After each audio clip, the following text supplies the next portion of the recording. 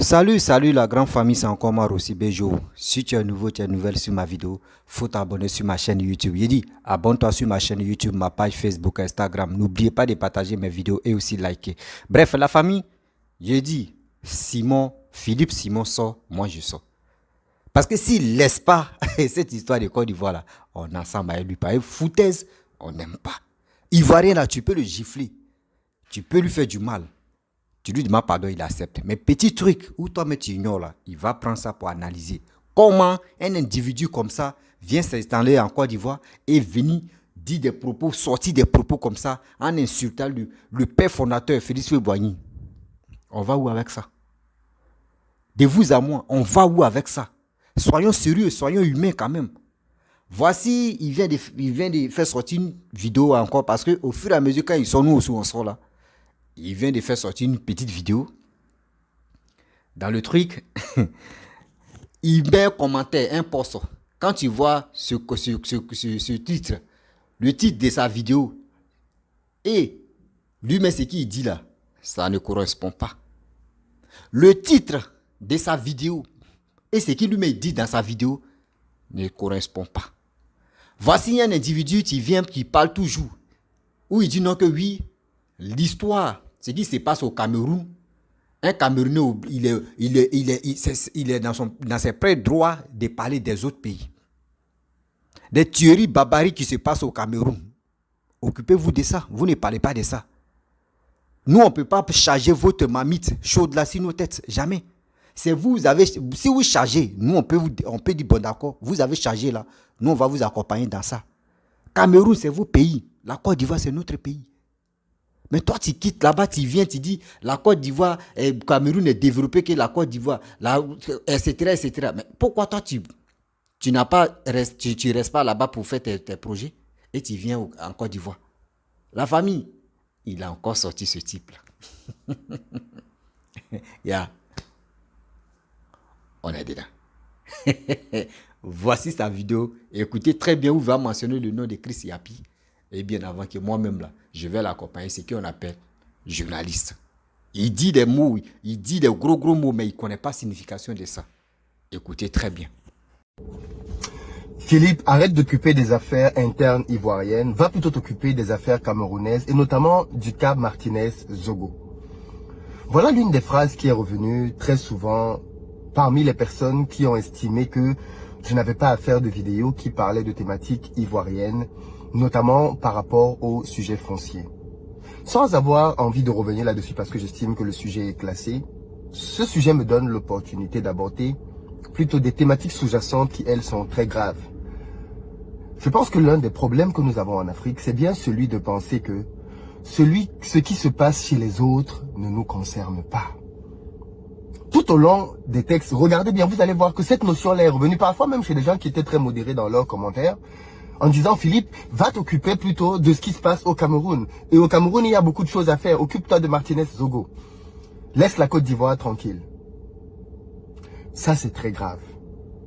C'est très grave parce que beaucoup d'entre vous pensez réellement que les problèmes qui ont lieu au Cameroun sont les problèmes propres au Cameroun. Or, c'est là que vous vous trompez. En réalité, les pays africains ont globalement les mêmes problèmes. Qui était Martinez-Zogo et pourquoi il a été assassiné? Il a été froidement assassiné, cruellement d'ailleurs, parce qu'il dénonçait sur sa chaîne les détournements de fonds publics qu'il associait à des gens très puissants, soit très riches, soit faisant partie du gouvernement. Et il le disait tous les jours sur sa radio. Dites-moi, pensez-vous que si Martinez-Zogo était ivoirien, était sénégalais, était burkinabé, était malien, il aurait pu tenir cette émission dans ces pays-là de manière impunie? De vous à moi, puisque vous semblez dire que Martinez-Zogo c'est un problème camerounais. Non, ce n'est pas un problème camerounais. Martinez-Zogo c'est un problème global et c'est un problème purement africain. Parce qu'en Afrique, nos journalistes, bien souvent, n'ont pas la liberté d'expression.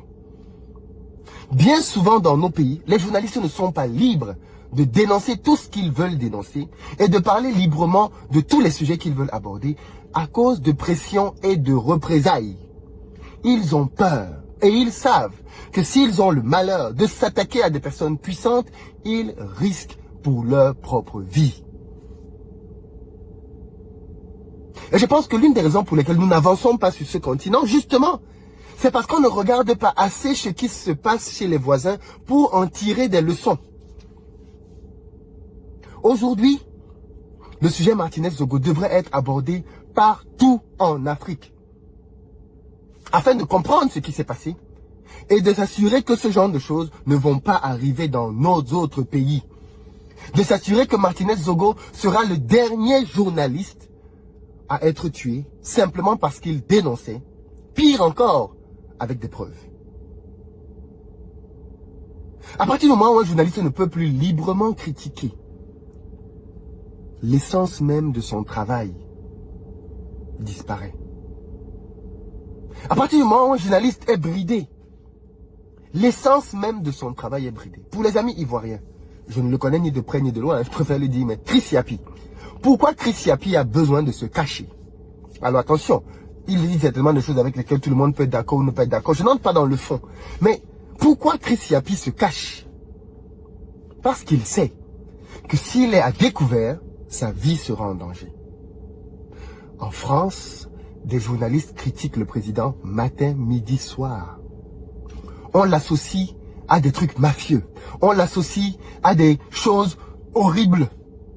On dit qu'il est là et qu'il enrichit des gens. On dit que sous son pouvoir, il a créé des lois pour aider ses amis milliardaires. Les journalistes font des articles et des médias. À n'en plus finir. Aucun n'est en prison. Aucun n'est inquiété. Parce qu'il y a la liberté d'expression. Mais on n'est pas arrivé en France à cette situation comme ça. C'est le fruit d'une histoire de combat. Avant, la France était une royauté. Il y avait des rois en France. Vous imaginez le roi tout puissant sur tous ces sujets. Il n'était pas possible de critiquer. Si tu critiquais, c'était la guillotine, c'était la mort. On ne critique pas le roi. À tel point d'ailleurs que La Fontaine, quand il voulait critiquer le roi, a été obligé de trouver une astuce en passant par des animaux. Quand il vous parle du lion, il vous parle de l'ours, il vous parle dans ses fables d'animaux qui menacent les autres ou alors qui ont toujours raison, ce sont des allusions très claires au pouvoir du roi. Mais il ne pouvait pas se permettre d'indexer le roi. Il était mort. La France a fait son bout de chemin. Elle a eu elle-même ses propres refontes et aujourd'hui on est dans un système dans lequel les gens peuvent à peu près librement dire ce qu'ils pensent. Quand c'est censuré dans les médias mainstream parce qu'ils appartiennent peut-être à des milliardaires, au moins sur Internet, les gens sont à peu près libres de dire ce qu'ils veulent. Il y a des médias indépendants. Chez nous en Afrique, si vous pensez que Martinez Zogo c'est un problème camerounais, à mon avis, vous n'avez rien compris. Vous n'avez absolument rien compris. Il faut voir au-delà de l'assassinat froid de ce journaliste. Est-ce que les journalistes sont libres dans nos pays? Si les journalistes ne sont pas entièrement libres, alors ça veut dire qu'il y a beaucoup de dossiers qui ne sont pas mis à nu. Parce que c'est aux journalistes de faire ces investigations et de pouvoir ramener ces sujets sur la table. S'ils ne peuvent donc pas le faire, c'est qu'il y a un problème. Bon, on va prendre un cas de figure très simple. Norbert Zongo. Vous vous rappelez de Norbert Zongo? Au Burkina Faso, 1998. L'assassinat froid de Norbert Zongo. Fusillé dans sa voiture. Ensuite, sa voiture a été incendiée. Norbert Zongo. Pourquoi? Parce qu'il dénonçait des mafias d'État. Norbert Zongo. On sait aujourd'hui que le pouvoir et plusieurs personnes très hautes placées étaient derrière l'assassinat de Norbert Zongo. Au Burkina Faso. Quand c'est arrivé au Burkina Faso, qu'est-ce qu'on a dit? C'est une affaire des Burkinabés. Aujourd'hui, on tue des journalistes dans d'autres pays africains. J'entends les Ivoiriens dire, et pas que, les Sénégalais, et tout le monde dire, oui, les Camerounais devraient se préoccuper du Cameroun avec leur président qui est au pouvoir depuis très longtemps. Mais les amis, le Cameroun n'est pas le premier Africain dans lequel il y a un dirigeant qui est resté au pouvoir très longtemps. La Côte d'Ivoire a eu Houphouët-Boigny comme président très longtemps. Et nous savons tous ce qui s'est passé, malheureusement, quand le père Houphouët est parti. Des gens qui étaient devenus très puissants dans le système ont déstabilisé le pays, entraînant la mort de milliers d'Ivoiriens. Et plutôt que pour les autres pays d'essayer de comprendre qu'est-ce qui est arrivé en Côte d'Ivoire, pour qu'on en arrive à ça, pour que ceci n'arrive pas chez nous, qu'est-ce qu'on a fait? On a dit, c'est une question ivoirienne. Laissons les Ivoiriens gérer leurs histoires. Aujourd'hui au Cameroun, le président Paul Biya a fait 40 ans au pouvoir et mathématiquement, le nombre d'années qui lui reste au pouvoir est inférieur à ceux qu'il a déjà passés. Ça veut donc dire qu'il est plus proche de la fin de son règne qu'au début. Mais qu'est-ce qu'on constate? Des choses semblables. Pendant son règne, des gens sont devenus très puissants. Et une bataille de succession s'annonce horrible au Cameroun. Et il est donc à craindre que l'on vive aussi des atrocités au Cameroun dans lesquelles on pourrait avoir demain, pourquoi pas, une guerre. Ce n'est donc pas un jeu. Quand il se passe quelque chose chez les voisins, il faut s'y intéresser. Moi, je suis très surpris et très déçu du silence que beaucoup ont par rapport à l'affaire Martinez-Zogo. Je m'attendais à ce que tout le monde prenne ce sujet à bras le corps et le traite comme il le mérite, en faisant bien comprendre que ce qui est arrivé à Martinez peut arriver aussi au Sénégal, peut arriver aussi en Côte d'Ivoire, peut arriver aussi au Burkina, peut arriver en Centrafrique, peut arriver partout. Comment on fait donc? Comment on s'organise? Comment on comprend? Comment est-ce que l'on peut identifier les germes de ceci? Regardez ce qui s'est passé. Quand il y a eu la guerre en Côte d'Ivoire, les Camerounais disaient, il ne peut pas y avoir la guerre au Cameroun. Le Cameroun est un pays de paix. Aujourd'hui, il y a la guerre au Cameroun. Nord-ouest, sud-ouest. Il y a la guerre là-bas. Des Camerounais kidnappent, tuent d'autres Camerounais. Il y a la guerre au Cameroun. Parce qu'on n'a pas voulu tirer les conséquences de ce qui a entraîné les guerres chez les voisins. Parce qu'on s'est dit, ce n'est pas pour nous, c'est pour les autres. Regardez le Rwanda, Hutu, Tutsi.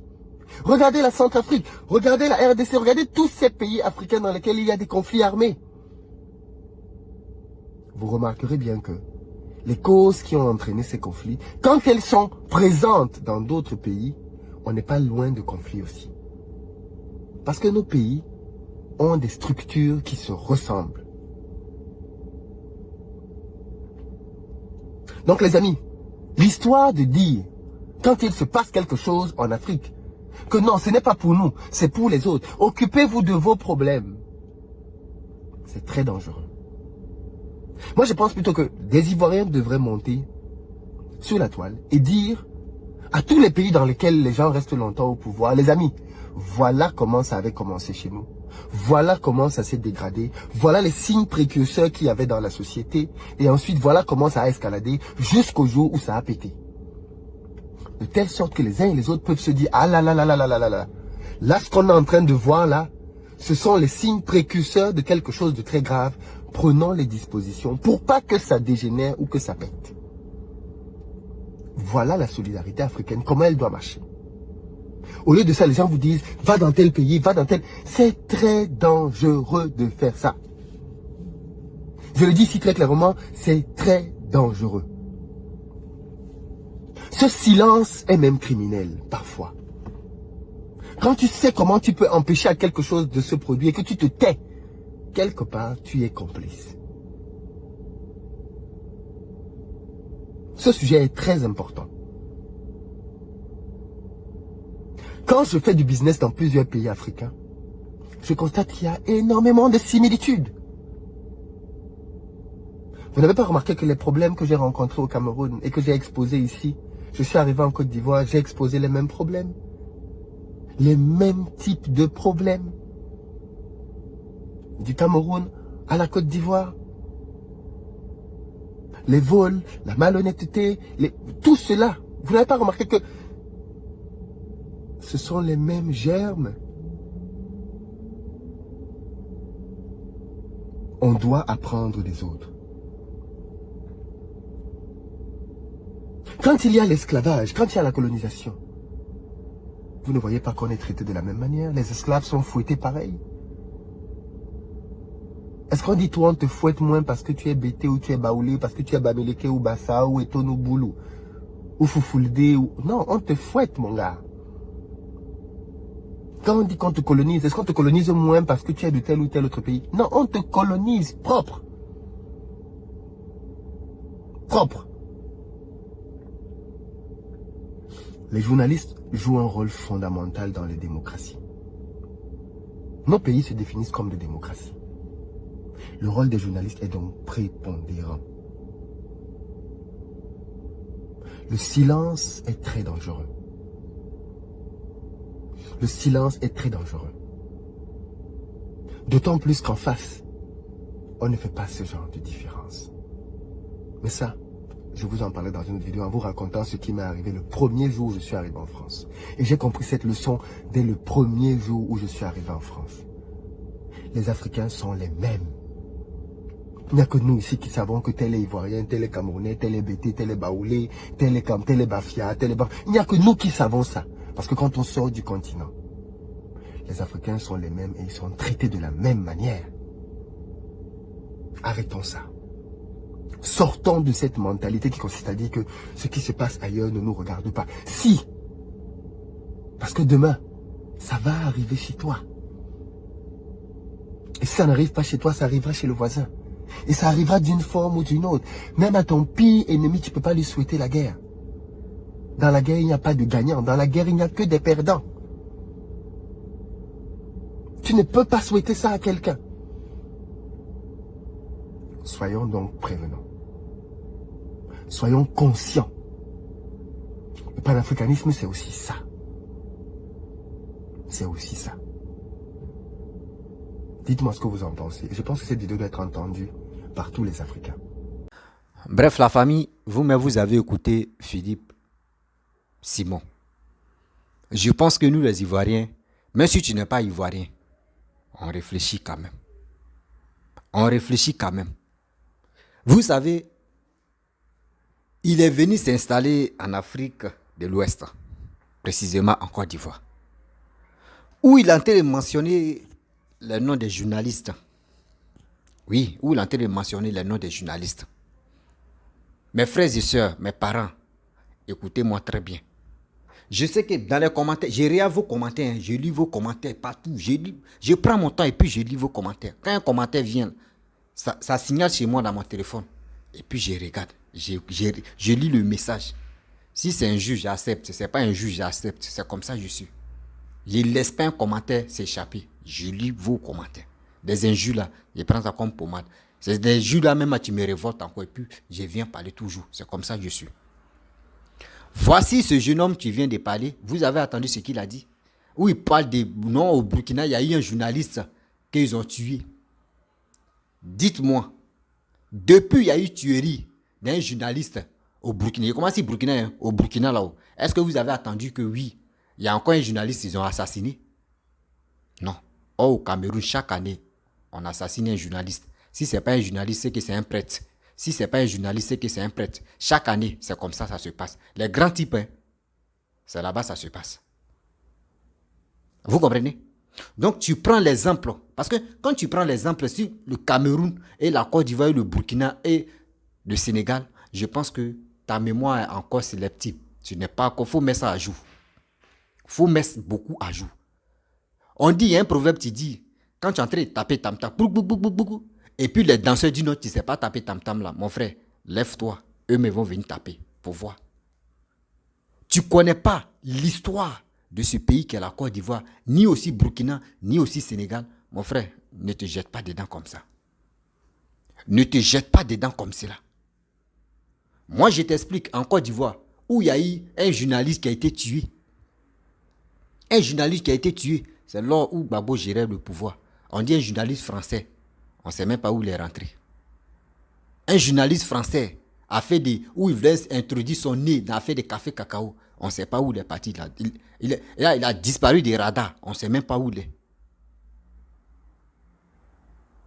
Donc, Dis-nous, depuis Papa Ado est venu, depuis 2010, jusqu'à nous sommes en 2023, dis-nous, c'est quel journaliste qui a été porté disparu? C'est quel journaliste ils ont décapité? C'est quel journaliste ou c'est quel prêtre ils sont allés jeter dans le fleuve? C'est quel journaliste ils ont arraché, ils ont coupé ses doigts et ils l'ont... Oh Seigneur. Dis-nous. Donc mon frère, quand tu ne connais pas l'histoire d'un pays, ne te jette pas dedans. Tu n'es pas un journaliste parce que, d'abord, tu ne connais pas le fond des journalistes. Oui, tu ne connais pas le fond des journalistes. Parce que toi-même, dans tes dires, si tu avais vraiment une mémoire très vraiment remplie, tu vous dis non que oui, toi, tu es intellectuel. Mon frère, il y a des mots que tu ne dois pas faire sortir. Le journaliste que tu as dit son nom au Burkina, il a ses petits-enfants qui sont encore en vie. Tu es en train de remuer le couteau dans la plaie comme ça. Ses enfants sont encore en vie. Tu es en train de remuer encore la plaie. Tu es en train de remuer le couteau dans la plaie. Sa famille est là. Ça là encore, là, quand ils vont attendre ça là, quelle est leur réaction? Mon frère, quand on dit, quand le feu brûle chez toi à la maison, il faut éteindre d'abord avant d'aller sauver pour les autres. Chez vous-même là, on ne parle pas. Quand on dit ce qui n'est pas bon là, c'est au Cameroun on voit.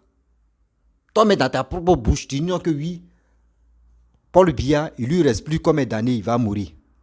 Mais actuellement, il y a la susception des pouvoirs. Tu es en train de rougir au Cameroun là-bas. Mais mon frère, avec toi, ton niveau que tu as, tes niveaux intellectuels que toi tu as, tes idées que tu donnes, pourquoi ne pas aller résoudre ce problème qui se passe là-bas au Cameroun? Pourquoi tu ne peux pas aller résoudre le problème qui se passe au Cameroun? Tu vois, vous allez voir que c'est les Ivoiriens les plus bêtes qui vont dire non que oui. Ce gars-là, il a dit quoi de mauvais? Je suis vos commentaires. Hein. Il y a des gens qui vont dire non que oui. Et c'est ce gars-là même là. C'est l'Afrique, non? Mais c'est l'Afrique. Mais mon frère, quand tu es dans un pays qui n'est pas chez toi là, quand on fait comme ça, braka, toi aussi il faut faire broco. Quand tu arrives dans un village, les gars marchent sur les têtes là. Il faut marcher sur ta tête aussi. Et puis un jour, tu as posé question à un petit. Ah, mais pourquoi les gars marchent sur les têtes? Et puis ils vont t'expliquer le pourquoi. En Côte d'Ivoire, tu dis titre foncier. Tu n'es pas un journaliste. Hein. Tu n'es pas, tu n'es pas ministre d'État pour dire non que oui. C'est toi, ils ont pris. Tu vas aller faire les enquêtes. Si tu veux vraiment faire des enquêtes, par exemple, tu dis tu es allé dans un petit village en Côte d'Ivoire, il faut aller à l'ouest là-bas. Où Gbagbo a dit non que là-bas, ils sont tués à cause des forêts là. Va là-bas. Va, tu vas faire tes enquêtes et puis tu vas venir nous dire. Si les gens t'ont envoyé pour venir en mission là, cette mission là, nous on va l'accomplir ensemble. Cette mission là que tu es venu faire en Côte d'Ivoire là, on va l'accomplir ensemble. Mon frère, c'est pas comme ça on fait. Tu parles même sans te rendre compte que ce que tu es en train de dire là, toi mais tu es en train de t'enfoncer encore. Tu parles de Chris Yapi.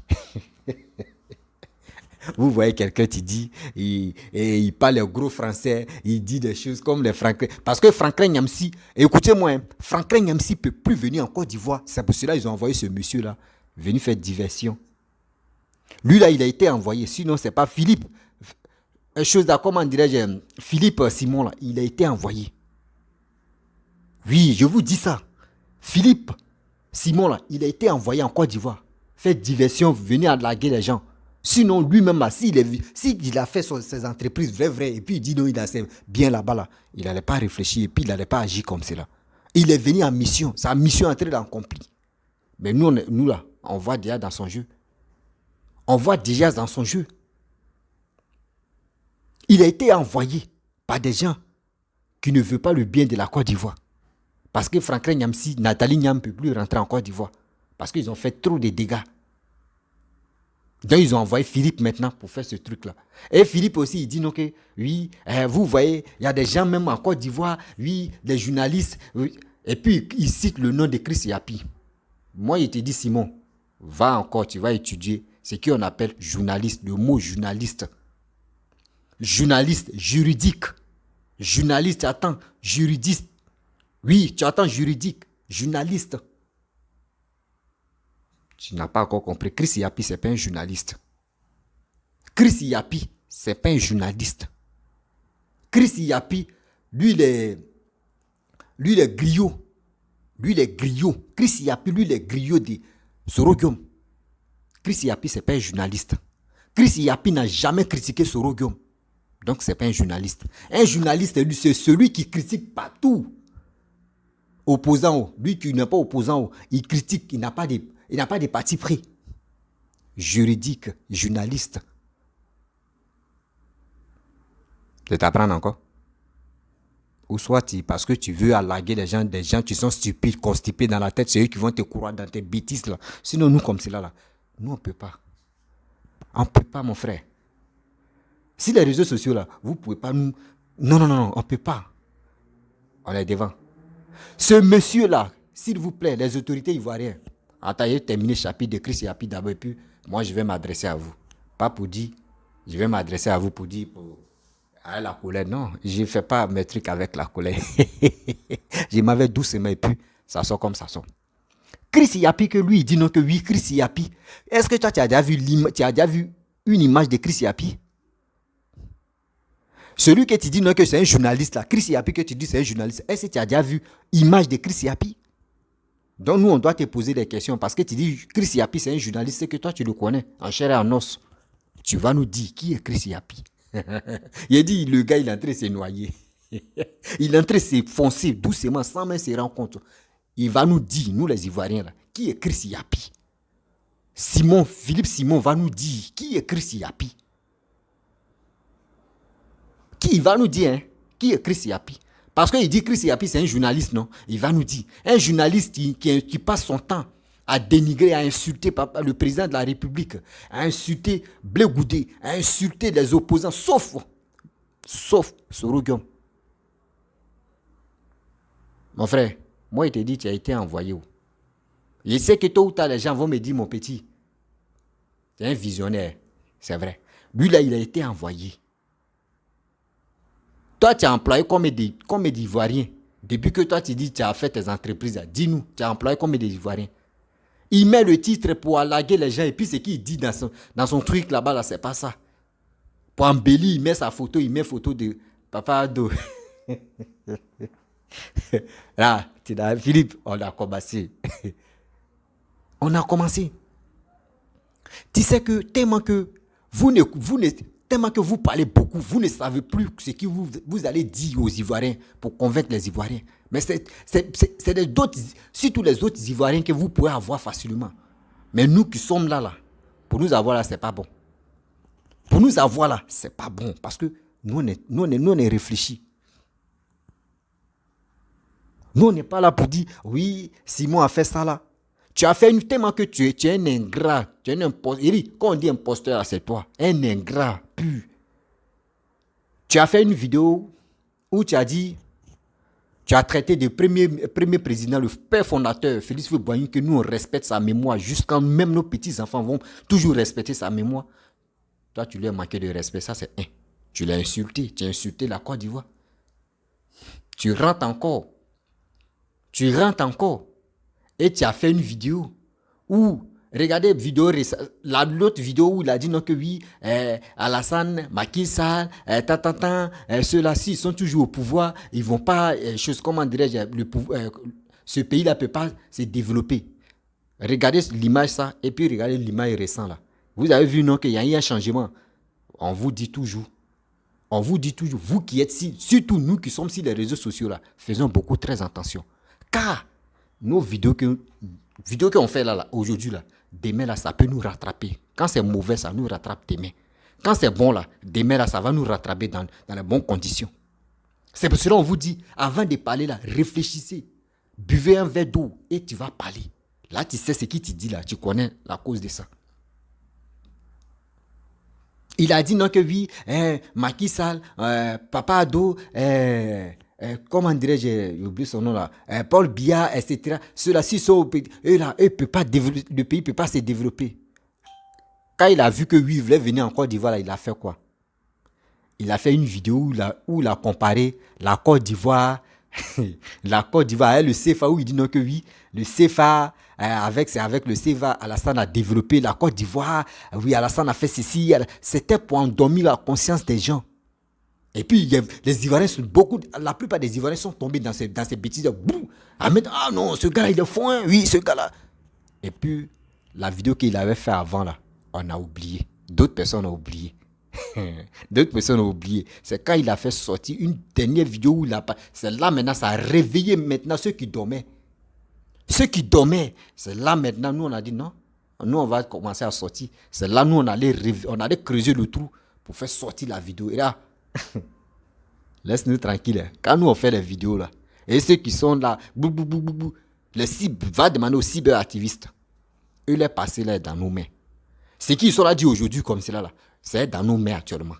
Ils vont crier, ils vont crier. L'erreur, ça va les rattraper parce que nous, on a déjà coché les vidéos. On a déjà coché toutes les vidéos. C'est dans les archives. Ça est là, ça les attend. Mauvais comme bien. Moi, j'aimerais vraiment m'adresser aux autorités ivoiriennes. Papa, vraiment, je suis vos petits-fils. Moi, je suis venu sur les réseaux sociaux, c'est pour venir parler à cette jeunesse. Moi, je suis un jeune. C'est pour venir parler à cette jeunesse-là pour dire, soyons vraiment soudés, soyons solidaires. Et aussi, prenez le courage d'aller s'enrôler. Surtout, c'est l'enrôlement que je veux. Et aussi, celui qui développe le pays qu'on doit suivre. Voici le combat que moi, je suis venu faire. Mais où quelqu'un qui, dans son pays, vient faire semblant de dire non, que lui, il est venu investir en Côte d'Ivoire.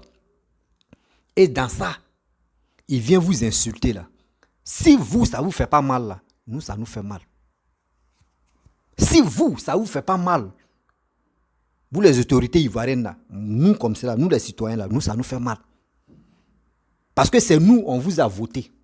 C'est nous, on vous a installé là. Donc si on vous insulte là, c'est comme ils sont insultés les Ivoiriens. Ceux qui sont insultés la terre de Côte d'Ivoire.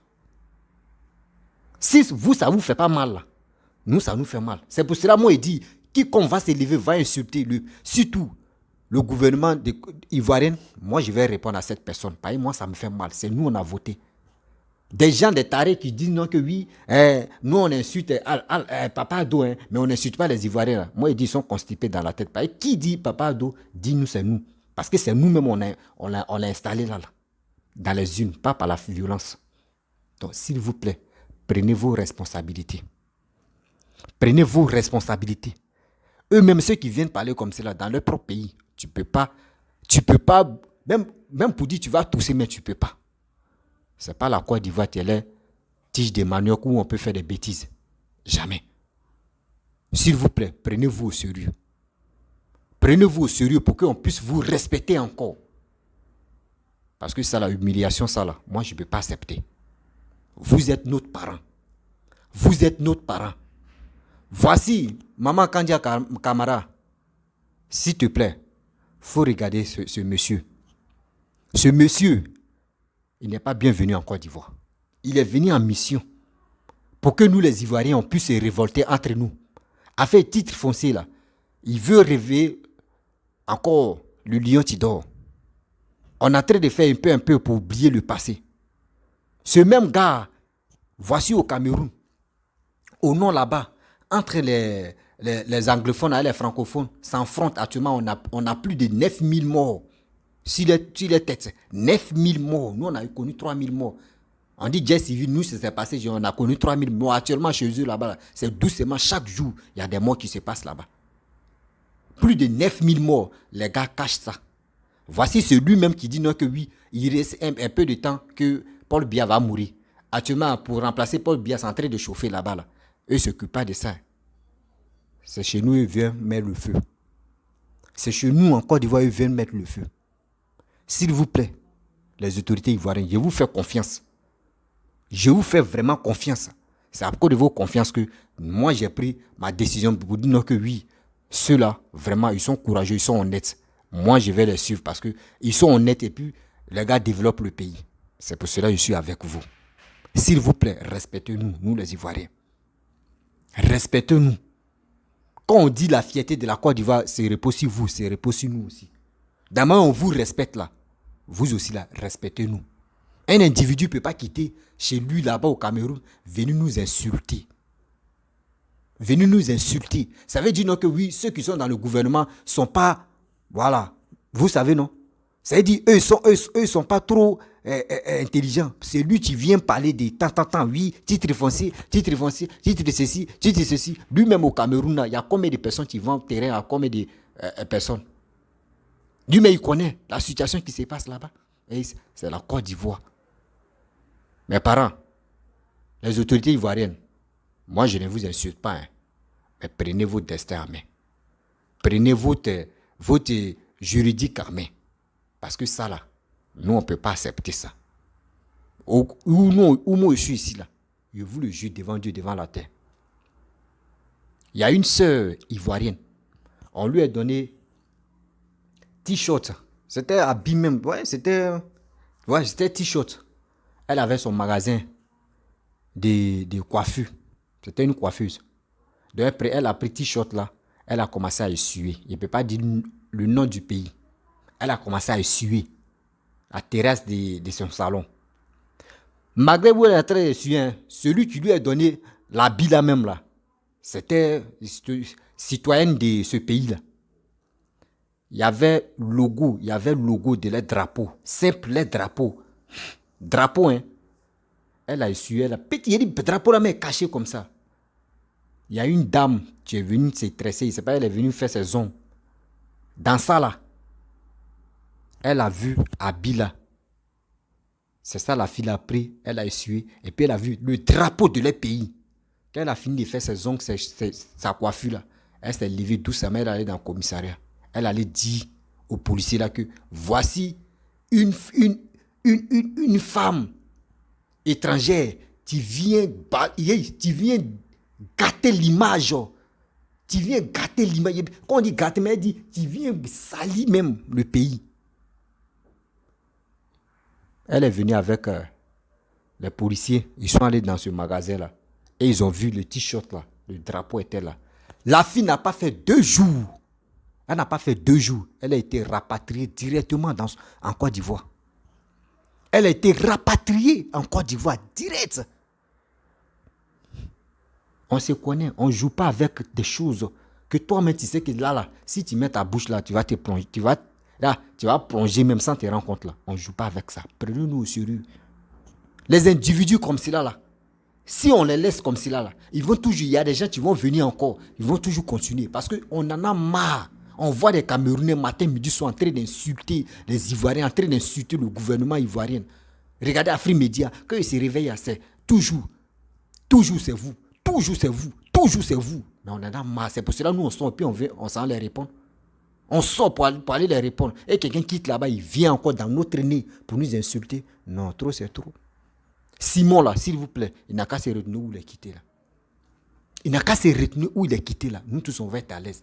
Parce que moi, je ne peux pas aller au Cameroun. Et l'attitude que lui, il a eue là, moi, je ne peux pas lui faire ça au Cameroun. Jamais. Même il y a nos frères au Cameroun là-bas, il y a nos frères ivoiriens qui sont là-bas. Est-ce que vous avez vu les Ivoiriens se mener dans la politique camerounaise? Non. Parce qu'ils connaissent les places. Eux connaissent les places. La famille, j'ai voulu m'arrêter là. Si tu es nouveau, tu es nouvelle sur ma vidéo, il faut t'abonner sur ma chaîne YouTube, ma page Facebook, Instagram.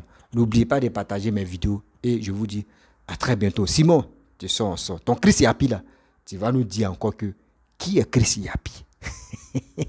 Il dit, tu sors, on va sortir. Tu vas te plonger comme ça. Il dit, mission que tu es venu faire là, on va accomplir ça ensemble.